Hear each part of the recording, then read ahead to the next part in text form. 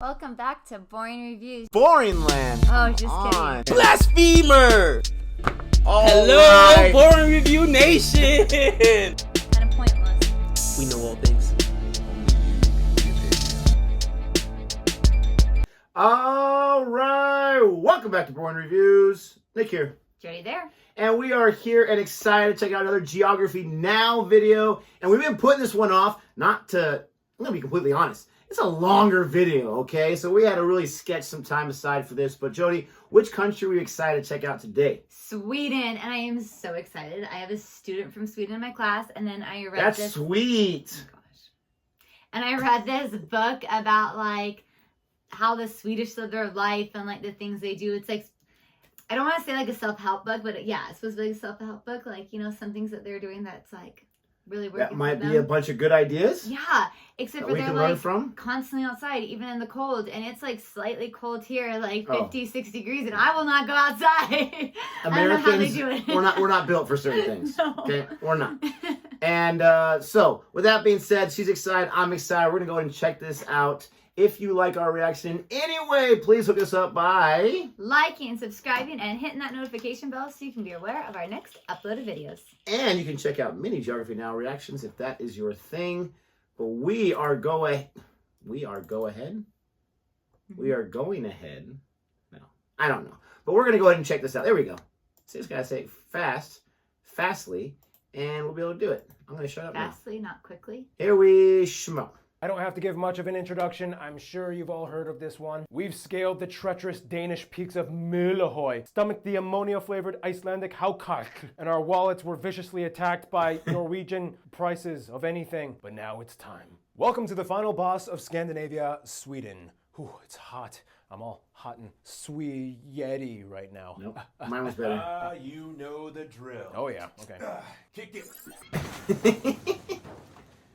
Oh yeah, Noah's back, by the way. Here we are. Yep. It's time to learn geography. No! Hey everybody, I'm your host Barbs. You can get a Geography Now t-shirt or Geography Now merch at geographynow.com. Not selling out if it's your brand. Anyway, alright you guys, this is it. Our last Nordic country. But what about You're a constituent. But what about? You're an unincorporated territory. But what about me? We already did your video, I even went there. Okay, anyway, I actually wanted to go to Sweden for this episode, but at the last minute, Sweden was like, dude, we're gonna close off our borders to anyone outside the EU. But you know how it goes. The show must go on. And if we can't go to Sweden, we're gonna bring Sweden to us, and in the best possible way, with real Swedish people. And I mean like real Swedes, not those 5th generation Minnesota Swedes that eat lutefisk once a year. Yeah. And so with that, say hi to Jonas and Carolina. Come on in. Woo! Oh, yeah. I got 2 Swedes. So you guys are the real Nice deal. puppies, Swedish, not- straight up, right? I was born in Sweden and lived there for 10 years, and then my mom moved me to the enemy, to Norway. Oh, so you're Yeah. half Norwegian. Oh, wow. Okay. Yeah. And I'm from Skåne, so we might have some angry people out there claiming I'm Danish, but It was LA. You guys were the best I could find. So anything you want to say to the Swedish subscribers? Now I'm excited for you guys to learn more about your country. Our country. Again, one that. That's awesome. By the way, where are you guys from? I'm from Helsingborg. And I'm from Skellefteå. Now, there are many ways you can divide Europe. You know, like you have the Mediterranean, Tomato for sale, tomato. the post-Iron Curtain, Gosh. the Balkans. But everyone knows the further north you go, things start to get delicious and sweet. Anyway, lots to cover. Let's look at the globe. Sweden lies in the region of She's, like, super Scandinavia cute. in northern Europe and is the largest of all the Scandinavian countries, the Good 5th girl. largest in Europe Oh, and how 3rd dare you. in the EU. The country is bordered by Norway to the west and north and Finland in the northeast, separated by the Gulf of Bothnia otherwise between them. In this gulf, you can also find Sweden's 2 largest islands, Öland and Gotland. Otherwise in the south, the only other physical connection they technically have is with Denmark via the partially submerged and partially above ground Öresund Bridge that connects Malmö, the 3rd largest city, to Copenhagen. I'm trying my best with these pronunciations, bear with me. The country's largest city, though, and capital is Stockholm, located on the east side of the country, and it actually sits on 14 islands with over 50 bridges at the drainage of Lake Mälaren, That's with over cool. 20 lakes and countless streams. This is why it is sometimes referred to as the Venice of the North. The country is divided into 21 counties, each abbreviated by a letter or double letter known as a country code. For the EU statistical system, though, the counties are grouped into 8 riksområden, or national areas, to address things like population data and so forth. But they in large that themselves do northern not one have is. any administrative function. By less Otherwise, if you ask a population? Swede, they Yeah. might revert back to the three traditional lands of Sweden: Norrland, Svealand, and Götaland. Technically, there was a fourth, Österland, which was basically South Finland when it was under Swedish rule, but that term hasn't been used since the 15th century. Anyway, Stockholm is also the central hub of economic activity and transportation. The largest and busiest airport is Stockholm's Arlanda International, which, like so many European international airports, is located super far from the actual city. It takes a 20-minute express train or 45-minute car drive to downtown. Jeez. The second largest airport, Landvetter International, is located in the second largest city, Göteborg, or Gothenburg for the misguided English speakers. Göteborg actually also has the largest shipping port in the country and the largest in all of Scandinavia, taking in about a third of all Swedish trade activity. It lies on the Kattegat and Skagerrak, the shallow straits that open up Scandinavia to the rest of the world. With other major cities like Oslo and Copenhagen within radius, here about 70% of all industry and commerce through Scandinavia happens. It's a busy spot to say the least. Finally, the country has quite an organized system of roads and rail networks that more or less parallel each other. There are two main north-south highways, the E4 that hugs the entire Bothnia coast, and the E45, the longest road in the country that goes along the mountains inland from Göteborg. Just gonna pause it real quick because I'm curious that E4, if that's like in California, the Pacific Coast Highway, where it's like Oh, yeah. slower speed limits. It's a very nice scenic view, but it takes Yeah. forever to go down there. And that E45 is more like any other main freeway that's not really on the coast there. Don't know. all the way to the border with Finland in the north. Also, it's important to note that Sweden claims to have the most islands out of any other country in the world, at over 260,000. In any case, Sweden's domain wasn't always 1,000. confined to these borders. For starters, Sweden, being Scandinavian, obviously have Viking history. If you know anything about Vikings, you'll know that they went places. They were literally in the Americas 500 years before Christopher Columbus. And when they couldn't conquer an area, they still left their mark somehow. Even the Hagia Sophia in Turkey has runic inscriptions hidden on it. It was like Viking graffiti, like Vikings were here. On top of that, in the 1600s, Sweden started to become a European powerhouse, and like many other countries, took an attempt at settling and colonizing places outside of Europe. At one point, Sweden had fortresses and colonies in the Americas, Africa, mostly in what now is Ghana. Further which it's more, within Sweden, you even have a few She smelled that. micronations. We don't have time to get into each of them, but they're pretty interesting. One of them was made as a protest by an artist to protect those wooden sculptures. Anyway, the developmental structure behind Sweden has a lot of history behind it. Like Visby on Gotland Island, probably the best preserved medieval city in Scandinavia. The Old Town Stockholm neighborhood of Gamla Stan was built as a fortress to protect against pirates. Later on, one of your kings would actually become a pirate, but that's another story. In fact, the country has 15 gosh. UNESCO heritage sites. And actually, here's fellow geography Rebecca to explain a little bit more about the top notable sites of Sweden. Rebecca, take it away. Hi everyone, my name's Rebecca, and if you're ever in Sweden, here are some of the most notable sites. There are plenty of notable castles, fortresses, and cathedrals, such as Drottningholm Castle, Gripsholm Castle, Örebro Castle, Visby Town Wall, Uppsala Cathedral, and St. Mary's Cathedral. Sweden also has the highest concentration of runestones in the world, with the most famous one being Rökstenen. There's also many historical Viking sites, such as Birka Viking Village, Trelleborgen, Old Uppsala, and Alestenar. If you're looking for more excitement, check out the theme parks Liseberg, Gröna Lund, and Yes. Skara Sommarland. Notable museums in Sweden are the Vasa Museum, ABBA Museum, Fotografiska, ABBA. and the Museum of Natural History. In Stockholm, you can find the newly renamed Avicii Arena. It also acts as the sun in the largest scale model of our solar system. Thank you, and I hope you come to visit Sweden someday. Thank you, Rebecca. Las Vegas is building an attraction. What do they call it? I don't know if it's called a sphere, but I'm not sure what they're calling it. But it's a sphere just like that. So I wonder if that Oh, was really? inspiration. Yeah. I didn't know we were building one. Oh yeah, happening right now. Crazy. Speaking of Swedish places, like other Nordic countries, we have allemansrätten, which is the legal right to roam anywhere in nature. Yes. Have you guys ever taken Right. advantage of that That's awesome. Allemansrätten thing? Nice. I mean, you just like pick berries and like, hey. Yeah, I mean, most places are owned by the country, so you're allowed to be there. Can you just like walk in someone's backyard and be like, hey, No. Allemansrätten? No. It has to be Absolutely public not. land. Well, speaking of roaming in nature, there's lots to He's like, explore no. in Sweden. Which brings us to... Here's a huge misconception. I read now, about it in in the that Nordics, book. each country kind of has their own trademark physical trait. You know, Norway has the mountains and fjords. Denmark has the flat grassy farms, Finland is the land of lakes. and Iceland is basically just one big volcano. And then you get to Sweden and it's like a little bit of everything. Yes, there's even a small sand volcano in Simrishamn.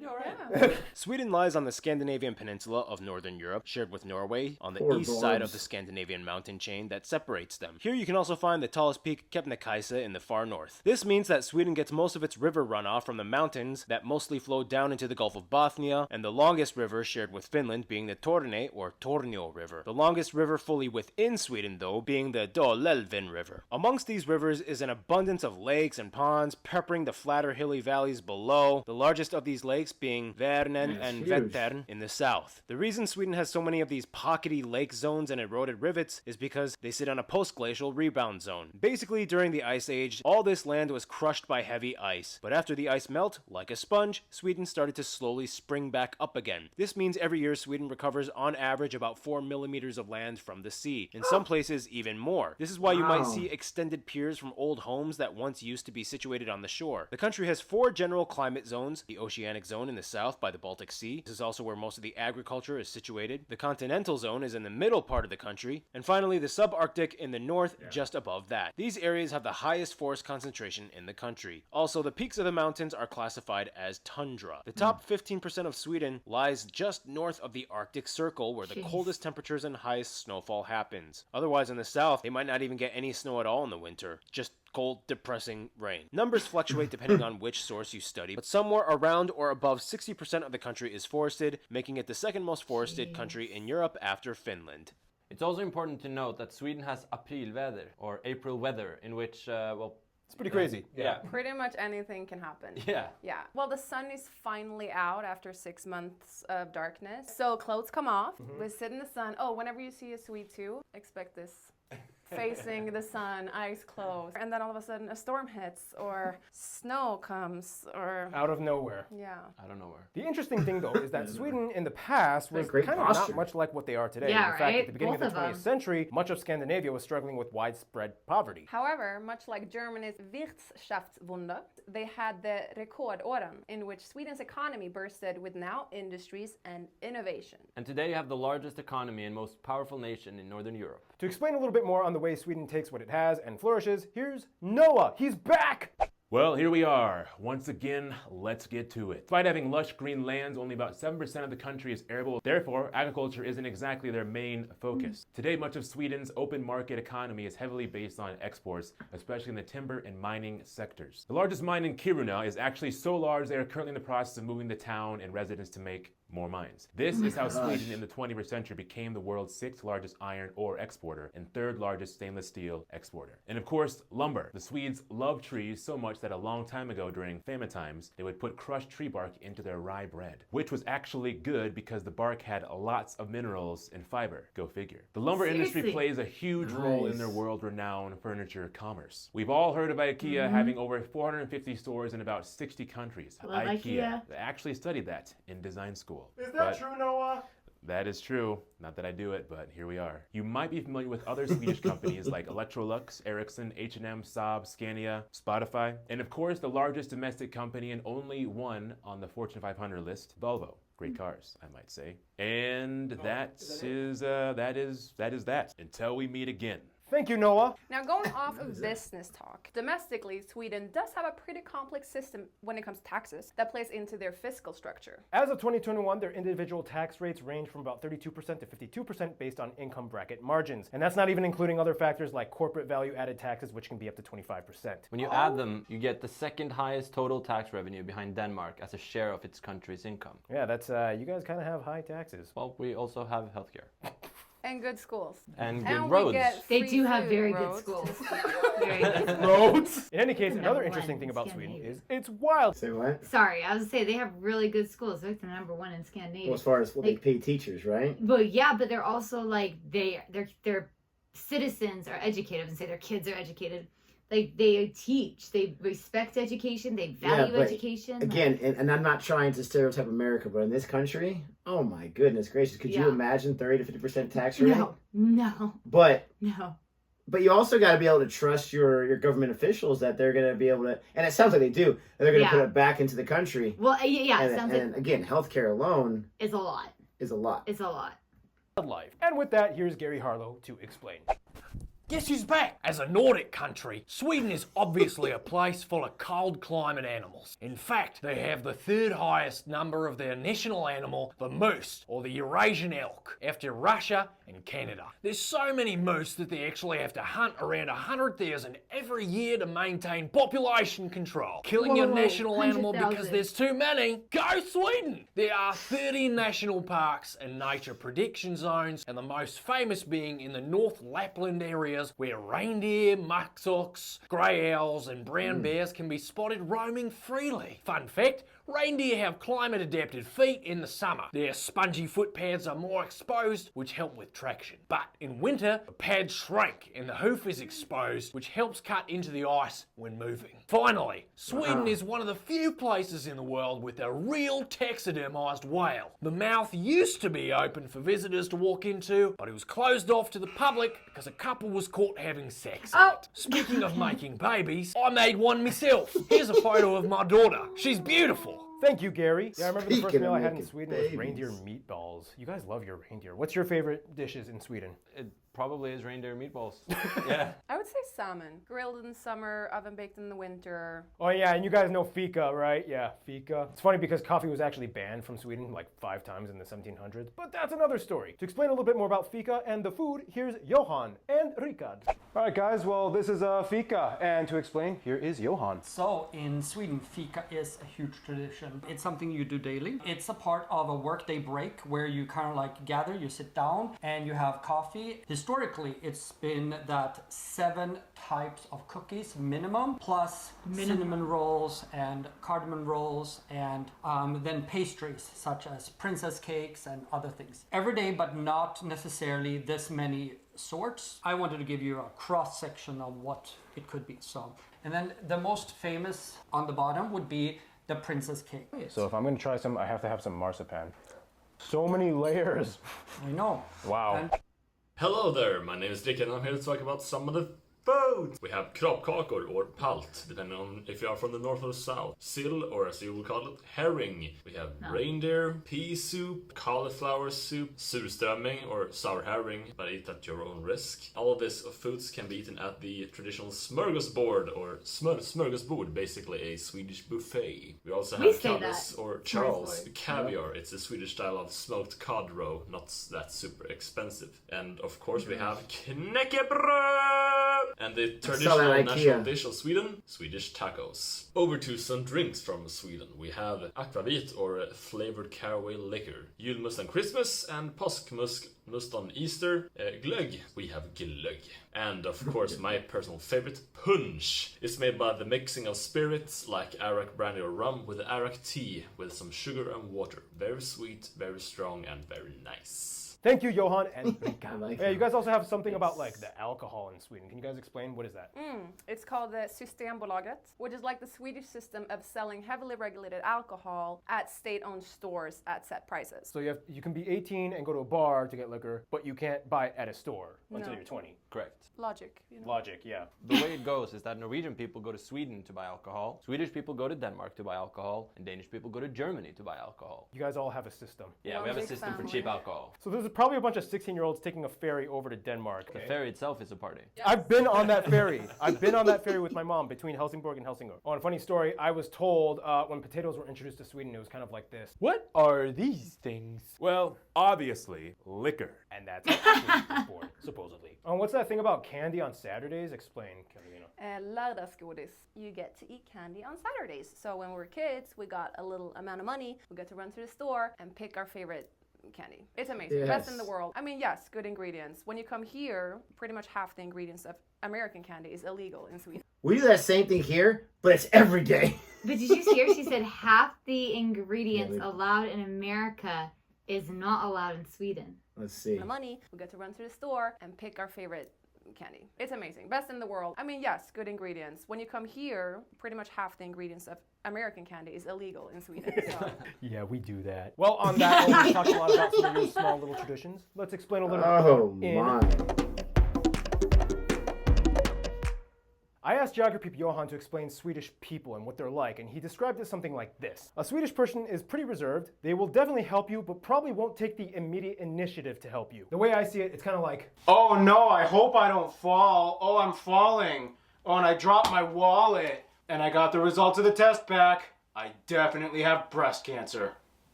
Can you help me? Or... Oh, I'm sorry. Was I supposed to help you? Yeah. Oh my God. Yeah. Here's... Also, what are some other kind of taboos in Swedish culture? What do you think? I guess when you get on the bus, if there is another available seat and you go sit next to someone, don't do that. Just don't.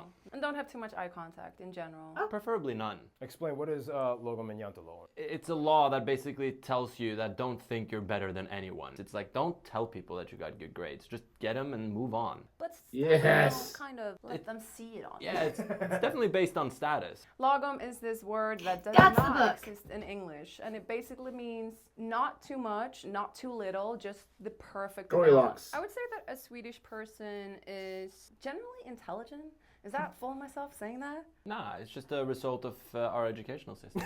That's right. But part of your culture, jantelagen, you're not allowed to do that, right? Well, we're not allowed to brag. No, but now we're in America, so... Well, that was a discussion. Any case, let's break down the population of Sweden. Sweden has a population They're of both about super tall, 10.25 million and has one of the Yeah. oldest populations in the world at about 41 years of age on average. About 75% of the country claims to be ethnically Swedish, and this is where things get a little complicated. For the remaining 25%, the Swedish government doesn't have any official statistical data on foreign background, but what we do know is that of these people, about 2 million of them were born abroad, and about 600,000 were born in Sweden as second generation with foreign parents. We also know that as of 2020, due to the refugee crisis, the largest immigrant communities had origins mostly from Syria and Iraq, which surpassed Finland and Poland in the 21st century for the largest foreign-born communities. Yeah, we'll talk about the refugee thing later. But in the meantime, Sweden uses the Swedish krona as its currency. And we use the type C and F plug outlets, and we drive on the right side of the road. But we used to drive on the left side until September 3rd, 1967. When the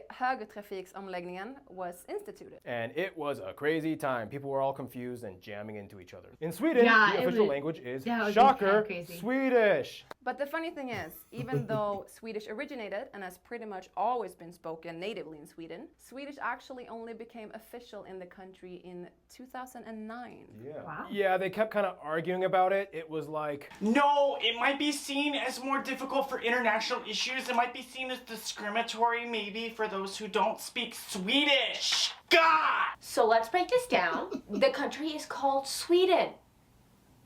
What the do you think people should speak in Sweden? And that's how Swedish became the official language of Sweden. we've explained this before, but the three Scandinavian countries can all more or less understand each other. If you learn one, you can pretty much kind of communicate with the others. It's just, you know, when they hear Danish, it's like, Oh, hey, Denmark.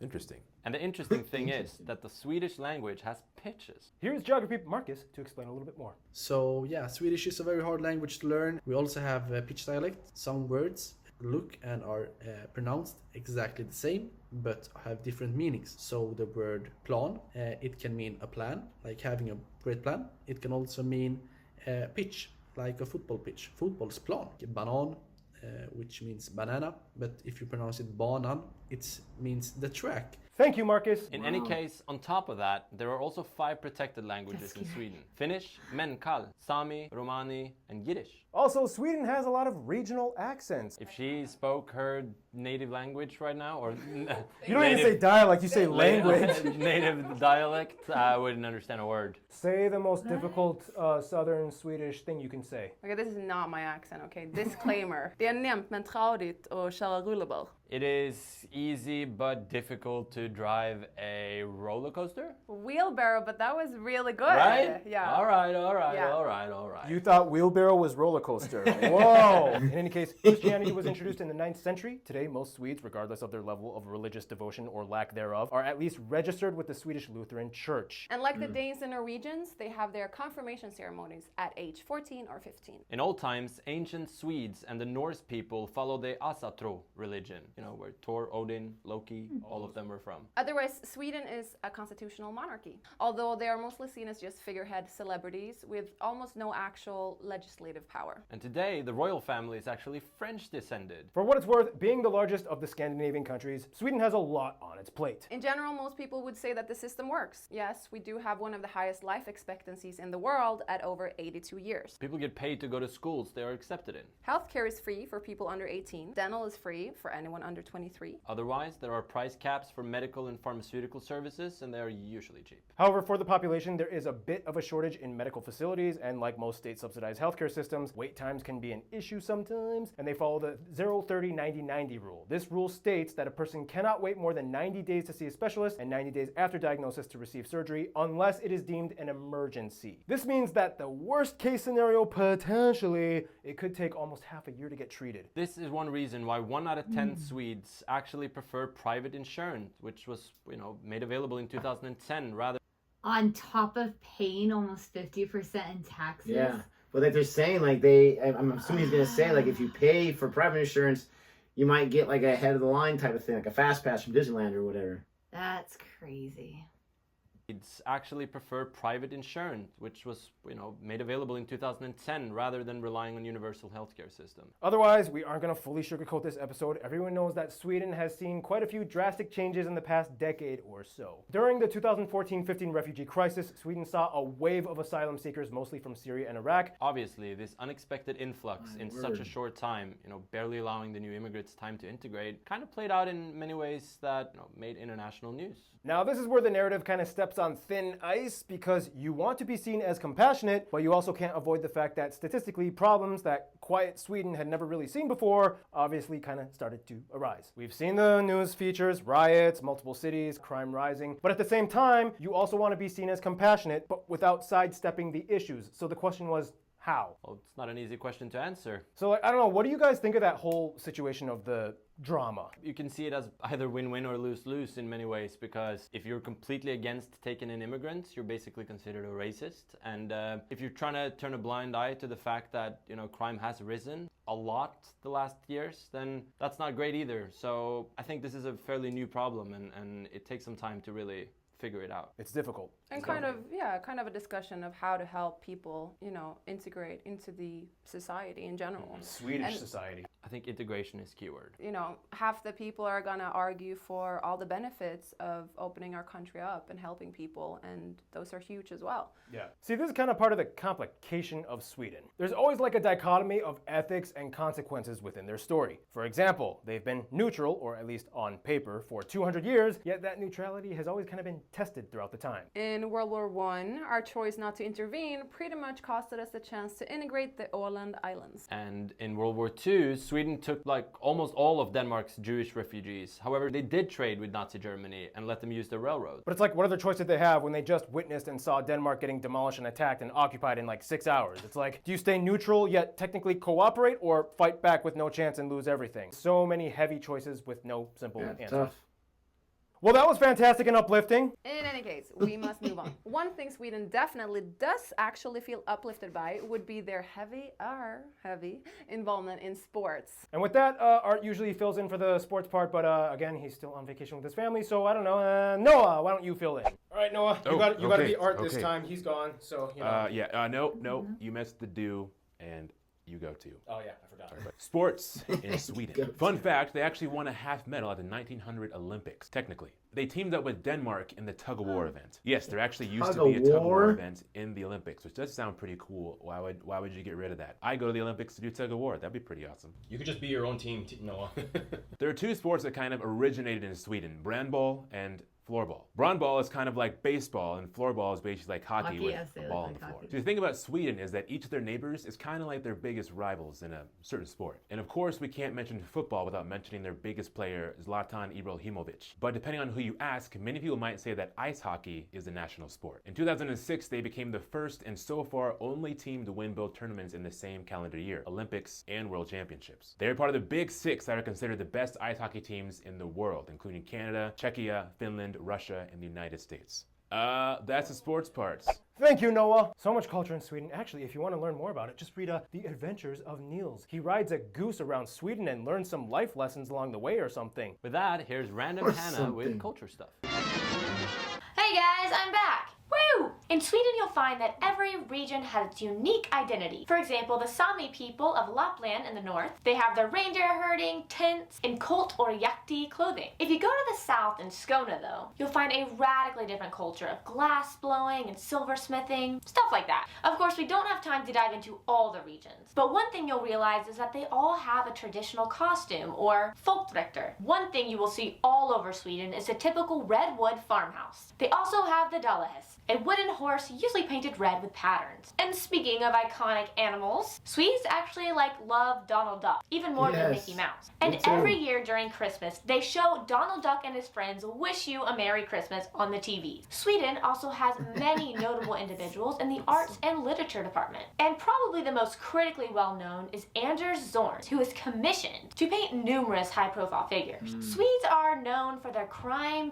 fiction, drama, and literature. They love the complex, moody scenarios. Many people attribute this guy, I'm not even going to try and say his name, as the founder of modern Scandinavian crime fiction. But the #1 best-selling Swedish author of all time is actually Astrid Lindgren. You've probably heard of her Pippi Longstocking series. And speaking of consumable media, if you want to learn about culture, history, and geography through film, check out Filmography Now, where we talk about people like Ingmar Bergman, who is a huge influential person in the film industry, and he was from Sweden. Finally, Sweden is known for having a ton of inventions and discoveries, such as nicotine gum, the pacemaker, the 3-point seatbelt, GPS, the ultrasound, dynamite, and Celsius temperature scale. And 4 elements on the periodic table were named after the town Ytterby. I give up, guys. Too many strange vowels and sounds. And one thing you should give up on is Keith and his music segment. Take it away, Keith. Wow, so we're finally talking about this country that I have totally not any sort of bias towards. Oh wait, hold on, I think I'm forgetting something. I hope everybody recognizes my favorite Swedish band right here. Let's talk about Sweden, shall we? Technically, Sweden doesn't have a national anthem. So they have this one song, it's called Du Gamla Du Fria. I guess it's the de facto anthem, but not the official one. There's tons of really great Swedish folk songs accompanied by the Swedish nickel harp. Kind of looks like a keyboard mixed with a violin. Who likes Strandberg guitars? I do. Just so many great guitar players. Per Nelson, greatest guitar player I think out of Sweden. There's also Yngwie Malmsteen, Ola Ögland, Michael Ackerfeldt. I don't understand why Scandinavia has produced some of the world's greatest guitar players. Anyways, Sweden has also a very pop-centric side. Who doesn't know ABBA? I Want to Be a Dancing Queen. ABBA won in 1974 for the Eurovision contest. Also, now ABBA's actually going to be making a new album after doing 40 years of basically nothing. Since then, Sweden has been kind of the pioneers of electro-pop and dance music. More well-known artists might be Avicii, the Carnigans, Swedish House Mafia, Roxette. Funny thing is a lot of American pop songs were written by Swedes. Max Martin has hundreds of songs. Before I go, some of the bands that I really do enjoy are Opeth, Meshuggah, Pain of Salvation, Sabaton, there's Beardfish. I wish I could name them all. Anyways, you guys have a great one. Love y'all. Thank you, Keith. Any music suggestions for Swedish music? Robin. She's a great musician. Benjamin Ingrosso is killing it. Well, speaking of which, Carolina is a musician and an artist, and you can follow her Spotify at this link right here. No. Well, I will promote it. I will promote your Spotify. Don't be all Logum or Yantalo and whatever that is on me. You got to promote yourself. This is America. So far released 3 Swedish songs, 1 English one. You want to promote anything? You have a website? Anything? No. You were in a Norwegian movie and it got an Emmy Award. Yeah. Yeah, your music has touched the world in so many ways. Cool. And another way Sweden has made its name across the world is by interacting with it. So let's move on to the Friend Zone. Oh, different song. Always. Now, Sweden has an interesting way of dealing with the rest of the world. They kind of have a hands-off unless really necessary approach to international conflict. For one, their security doctrine states that they have a non-partisan stance in regards to military alliances. However, it permits cooperation with threats against peace security with their military. Yes, Sweden has a military. Nonetheless, they joined the EU in 1995, which some criticized as being against neutrality, but Sweden decided to see it as an extension of economic activity that had already been going on with the EU, and they also hold the right to not participate in EU defense. Today, they have 79 embassies abroad on all inhabited continents. In Asia, Iraq actually has had relations way before conflict years, dating back to the 30s, when members of the royal family visited Baghdad to see King Ghazi of Iraq. In the 80s, Swedish companies opened up in Iraq, trade was developing well for a while, and after conflict years, many Iraqis chose Sweden as their destination as refugees. The USA and Canada have always been close, as the US has the largest Swedish diaspora community at over 4 million people, most heavily concentrated in Minnesota. Canada having just about 500,000 with a huge community in Manitoba. Between 1820 to 1930, about 1.3 million Swedes immigrated to the Americas, which was at that time about 1/3 of the entire country. Wow. And today, these nations not only had a close historical bond, but in almost every diplomatic measure aside from military conflict, they've cooperated. Bringing it closer to home, Sweden is actually one of the top donors of Moldova in regards to aid and development. They set a strategy of cooperation in 2007, which gives 11 million euros dedicated to good governance, economy, and rural development. Now we go even closer to the inner circle, the Nordics. Every single one of these 5 nations and their territories has an opinion about Sweden, and the gossip is heavy. Finland is, of course, really close, as for about 600 years they were actually a part of Sweden. And today, Finns are one of the largest non-Swedish communities with a protected language in pockets throughout the country. For Iceland, it's like, we're cool with them, nothing against them. They talk like our ancient Norse ancestors, but otherwise, they're totally our distant cousins. Then we get to the last two, Denmark and Norway. Now here's the thing, each one kind of has a small historical gripe with Sweden. Denmark, as you know, has had more wars with Sweden than any 2 nations on Earth, constantly fighting over influence for Northern Europe. Norway was kind of pissed that Sweden's neutrality prevented them from intervening in war times when they thought the Swedish were like really close and Norway was even part of Sweden. This was especially evident in World War II. It was like the moment of tension. Nonetheless, at the end of the day, you cannot separate the Scandinavian trio. They just get each other too well. They share too much, they have the same general Scandinavian minds, they have that Viking blood, they are truly people of the North. After the insults have been hurled, they will probably say, okay, yeah, we love each other. Denmark and Sweden, though, will probably first hug Norway before hugging each other, but otherwise, yeah, inseparable trio. All right, and in conclusion, you are the Swedes. I'm going to step out, hold the flag in the background while you speak freely from the heart. I want to say, in conclusion, Sweden is a beautiful country with beautiful nature, beautiful architecture, if we haven't mentioned that just yet. Yeah, and like we mentioned, if you meet a Swedish person, he or she might be a little I'm not sure about you, but lead on with a smile and some love, and you'll get the exact same back, I promise you. I like that. That was good. All right, well, thank you guys so much for being in this episode. Thank you. And stay tuned. Switzerland is coming up next. I will say, she has worked on her abs for sure. She got those ab muscles that are not easy to do. This was great to learn about this. Having Danish ancestry myself, I don't feel any of that animosity, obviously, but it's interesting to know that the Danish and the Swedish have had so many wars against each other. Well, especially for such a neutral country, yeah. And I can see why they would have issues with other countries, because it's so hard, because it's like I get not wanting to get involved and being like, it's no offense, but it's not really my problem. Not just that, but proximity. Like, you're right there. Like, are you looking at me the wrong way? Yeah, right? But I think, like, sometimes it's hard. Because, I mean, I know you would feel like, do you step in? Do you not step in? Do you help? Do you not help? Like, I can understand that. I think it's tough. Super, super impressive that they took in so many refugees. We've talked about that a lot in class this year, going over, like, different books about them. And we even like analyzed a few songs when we were like learning poetry and how songs are just sung poetry. And so I think it's awesome that they welcome so many without hesitation. It is sad that they have more crime because of it. That the thank you get is increased crime. Yeah, that's... Or at least issues that weren't there before. That's sad. It's hard. But I think it's super awesome that they welcomed them. Because that was a lot of people walking in. Yeah, he said 15% of Sweden was in that northern part, like the tundra and all that Arctic area. I'm not sure if you meant population or just like land.